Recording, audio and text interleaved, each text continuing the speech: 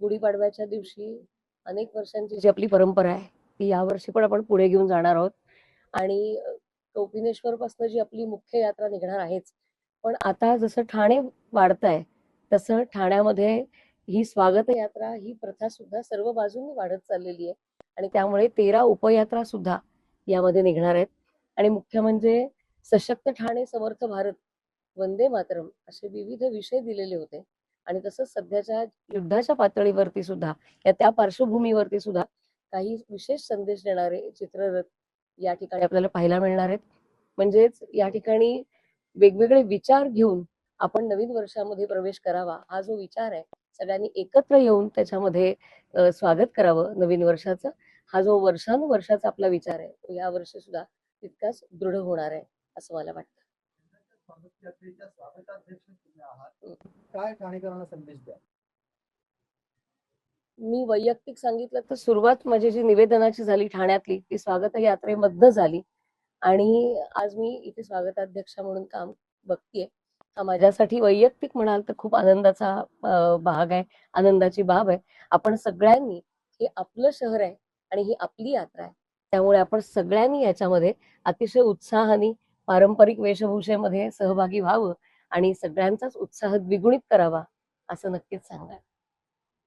या शोभायात्रेमध्ये अनेक संस्थांचे चित्ररथ असणार आहेत.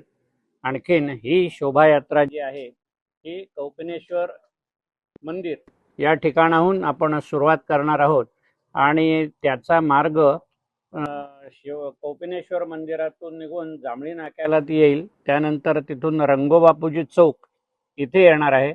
त्यानंतर ती तळ्यावरनं दगडी शाळेच्या इथून पुढे पेट्रोल पंपावर जाणार आहे आणि त्या ठिकाणी दगडी शाळेजवळ हे सगळे चित्ररथ जे असतील ते त्याच्यामध्ये सामील होणार आहेत. तिथून ती पुढे जाऊन नौपाड्याला हरिनिवास इथे डाव्या हाताला वळून नौपाडा पोलीस स्टेशनवरून ती टेलिफोन एक्सचेंजच्या इथे येईल आणि टेलिफोन एक्सचेंज पासून परत डाव्या हाताला जाऊन स्वीट कॉर्नरच्या इथे नौपाड्यावरनं ती पोचेल. स्वीट कॉर्नर पासून परत पुन्हा गाडगीळ सराफ यांच्या दुकानापर्यंत ती तिथे येईल. तिथून पुन्हा तळ्याकडे वळून त्यानंतर डॉक्टर मूस रोडनी आपण कौपिनेश्वर मंदिरात जाणार. आता परत आकर्षण काय असणार आहे? शोभायात्रेचं मुख्य आकर्षण जे आहे हे आपले चित्ररथ असतात आणि या चित्ररथांमधून निरनिराळ्या संस्था आपल्या बद्दलची माहिती किंवा समाजोपयोगी काही ना काहीतरी संदेश देऊन त्याप्रमाणे करत असतात.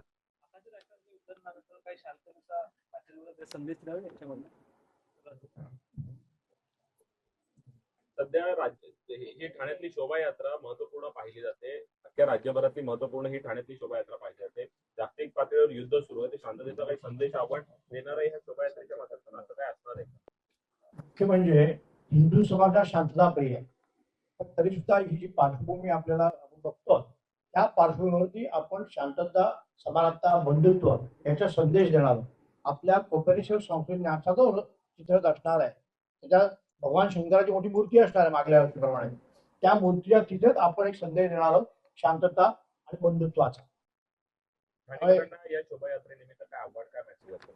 नाही, हा अखिल मानव समाजाचा हा सण आहे आणि स्वागत यात्रा जी आहे ती अखिल मानव समाजाची जाती पंथ विरहित अशी स्वागत यात्रा नेहमीपणे आहे. त्यामुळे त्या स्वागत यात्रेमध्ये सर्व समाजाने आपल्या सहभागी व्हावं.